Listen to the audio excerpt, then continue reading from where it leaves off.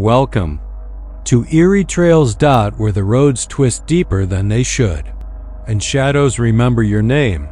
Here, every story is more than just a tale. It's a warning. So buckle up, keep your lights on, and whatever you do, don't stop listening, because on these trails, something is always following. The neon sign above the small barbershop flickered in the dusty twilight. Meki City Cuts since 1963. The glass door rattled every time a passing truck thundered by on Main Street, but no one ever seemed to go in. At least, not anymore. People said it shut down after Mr. Alvarez, the old barber, died in his chair. Heart attack, supposedly, though the EMTs said his mouth was frozen in a scream when they found him. No one could explain why all the mirrors were shattered or why the antique clippers had been running on their own, buzzing wildly even though the power was out. After that, the place sat empty for over a year. The windows grew dusty, cobwebs crisscrossed the corners, and kids dared each other to peek inside after dark. But no one ever went further than that. Until Martin Reyes decided to reopen it. Martin had grown up in Meki City. He was 39, divorced, and trying to start fresh.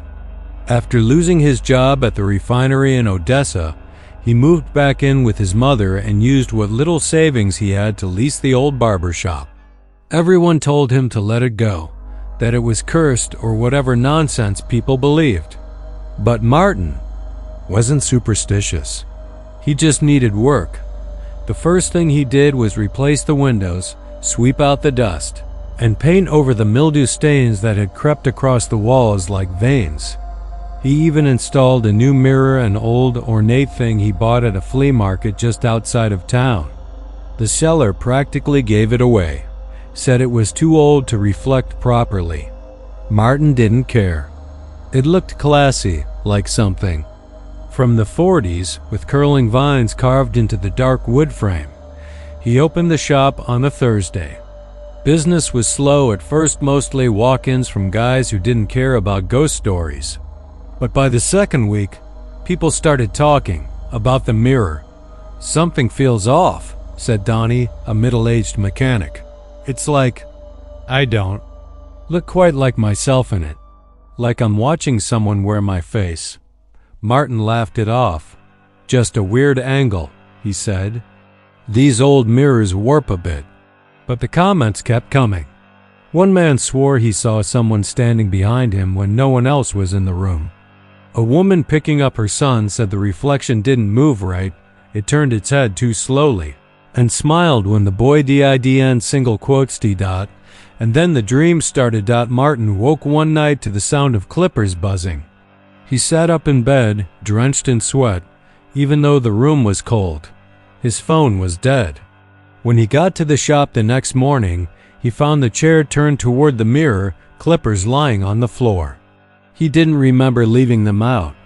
The next night, he dreamed of someone sitting in the barber chair, facing the mirror. He couldn't see the person clearly, just their back and a hand resting on the armrest.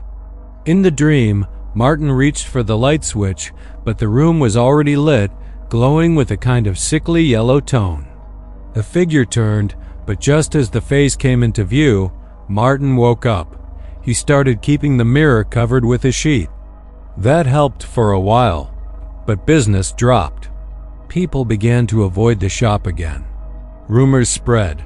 A girl saw her own reflection blink out of sync. An old man swore he heard the mirror whisper his name. Martin tried to sell it, even offered to give it away, but no one would take it. One night, drunk and fed up, he ripped the sheet off and shouted at the mirror, "What the hell do you want from me?" It didn't respond, but something behind his reflection did move. Not him behind him. A hand, long-fingered and too pale, reached out from the edge of the glass. He spun around. Nothing.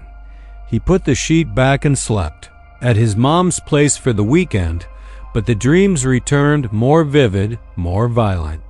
In one, he saw himself sitting in the chair, cutting hair that wasn't there, while dozens of blurred faces watched him through the mirror. He was smiling. Not a normal smile, a wide, twitching grin stretched to the edges of his jaw. His eyes were hollow. When he woke up, he was in the shop. The chair was facing the mirror. His hands were covered in clippings. His fingernails had dark red stains beneath them.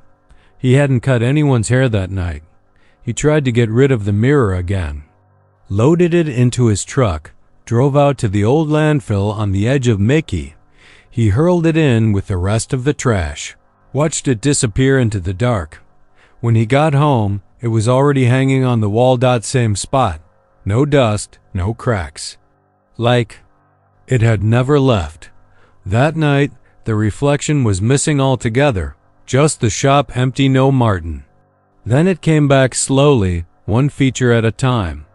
But the reflection was smiling again. He moved out of his mother's house the next day and began sleeping in the back room of the barbershop. Saw he needed to keep an eye on things. No one saw him for a week. Then the screaming started. Neighbors said it happened every night around 2 a.m. Just one long, ragged scream like someone was pulling it from deep inside their lungs. Some nights it was higher, like a woman's. Other nights, low and guttural. But no one ever called the cops. In Meki City, people knew better than to mess with cursed places. Finally, someone broke in, a teenager dared by his friends. The kid never spoke again. Just sits in a care center in Amarillo now, rocking back and forth, humming the sound of clippers. The shop is still there. Closed again. The windows are dark, but sometimes, just sometimes, you can see the glow of the mirror through the blinds. A flicker, a shadow, a hand, and if you listen closely, after midnight, you might hear the soft buzz of clippers running long after the power's been shut off. No one goes in anymore. But the mirror is always watching.